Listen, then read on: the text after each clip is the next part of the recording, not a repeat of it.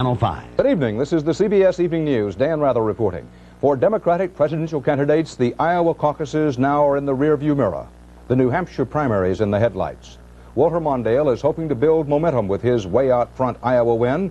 John Glenn is looking to New Hampshire's primary 1 week from today to provide some emergency oxygen for his badly shaken campaign. Gary Hart got a second wind in Iowa by running a surprise second. And as Bob Schieffer reports from New Hampshire, the Hart campaign now promises guerrilla warfare against Walter Mondale, while Mondale himself was busy today with a full frontal assault on Ronald Reagan. There is nothing quite like winning to fire up the troops and the candidate. When Walter Mondale blew into Manchester, New Hampshire today, he was feeling so good about last night that he ignored his opponents in the coming Democratic primary here and zeroed in instead on Ronald Reagan, at one point accusing him of being detached from reality. We must have a president who knows what he's doing. That's what we must do. The people of New Hampshire won't settle for government by staff, policy by default, management by alibi, and leadership by amnesia. We want a president. We want a president.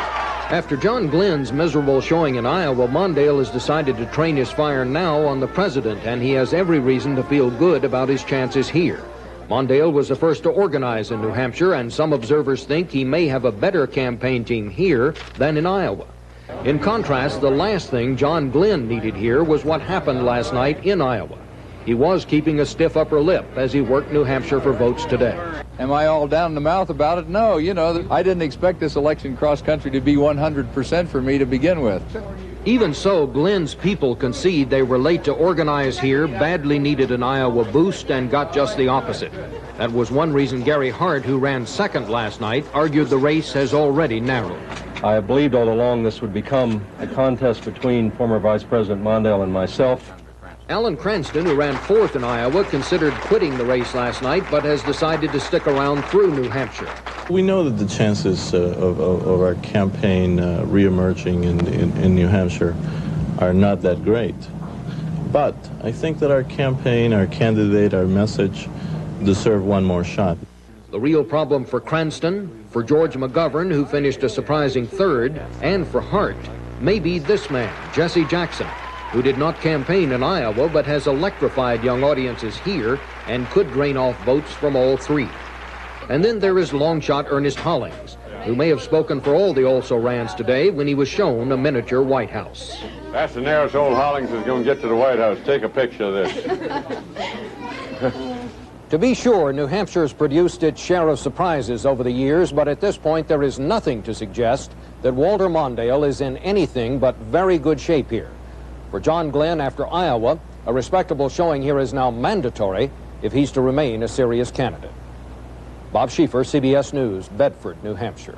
President Reagan's only comment today on Walter Mondale's tremendous margin in the Iowa caucuses. I understand he's been touring Iowa. Bruce Morton is in Iowa tonight to help us understand the how and the why of the results there and what they may mean in New Hampshire and beyond.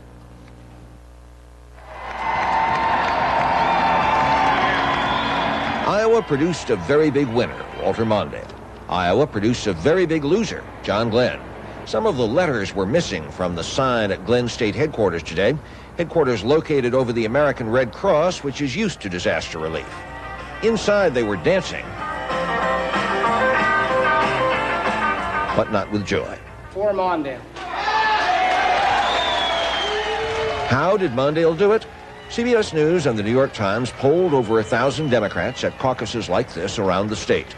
Mondale won on organization. 70% of his supporters said they'd been contacted by a Mondale worker.